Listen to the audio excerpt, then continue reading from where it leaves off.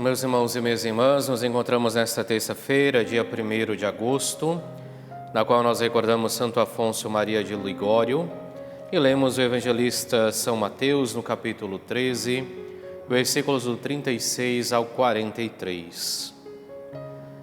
Naquele tempo, Jesus deixou as multidões e foi para casa. Seus discípulos aproximaram-se dele e disseram: Explica-nos a parábola do joio. Jesus respondeu: Aquele que semeia a boa semente é o Filho do Homem. O campo é o mundo. A boa semente são os que pertencem ao reino. Os joios são os que pertencem ao maligno. O inimigo que semeou o joio é o diabo. A colheita é o fim dos tempos, os ceifadores são os anjos. Como o joio é recolhido e queimado ao fogo, assim também acontecerá no fim dos tempos. O Filho do Homem enviará os seus anjos e eles retirarão do seu reino todos os que fazem outros pecar e os que praticam o mal, e depois os lançarão na fornalha de fogo. Ali haverá choro e ranger de dentes. Então os justos brilharão como o sol no reino de seu Pai. Quem tem ouvidos, ouça.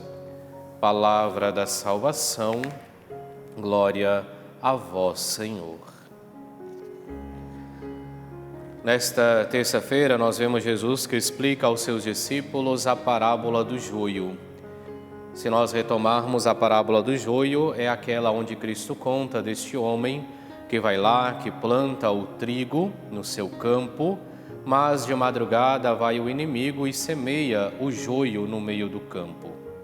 E traz um problema para a vida deste homem, porque o joio e o trigo são duas plantas muito parecidas e que só poderão ser distintas depois que já estiverem grandes.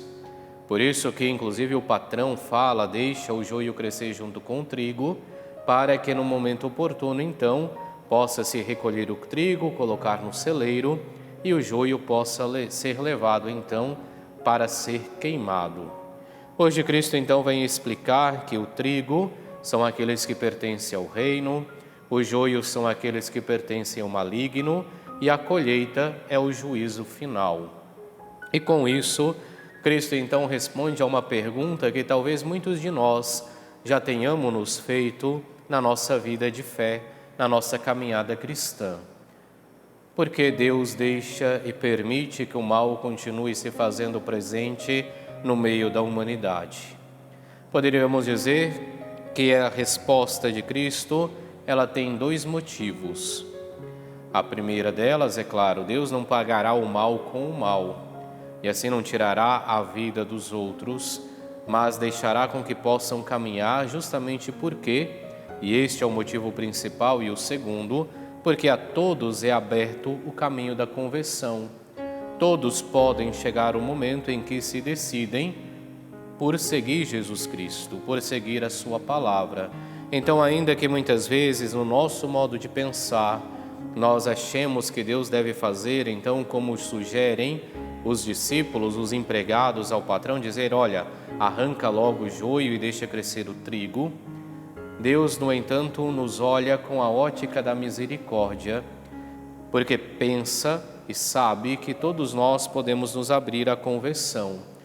No entanto, devemos ter sempre a noção de que o mal praticado, ele terá sim as suas consequências, porque aqueles que se decidem por não seguir Jesus Cristo, que se decidem por não viver a sua palavra, a eles será reservado então o fogo, como nós hoje vemos aqui, é reservado o fogo para o joio.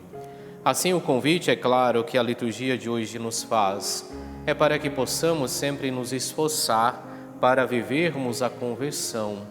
E vivendo a conversão que brota em nossos corações, da compreensão e da vivência da palavra de Deus, possamos ser recolhidos nos celeiros do Senhor e não jogados no fogo, assim como acontece com o joio, que é jogado para ser queimado no fogo.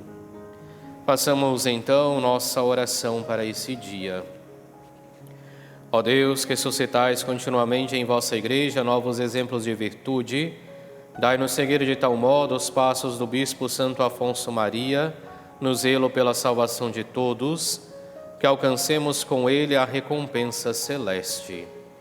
Por nosso Senhor Jesus Cristo, vosso Filho, na unidade do Espírito Santo. Amém. E abençoe-vos Deus Todo-Poderoso, Pai, Filho e Espírito Santo. Amém.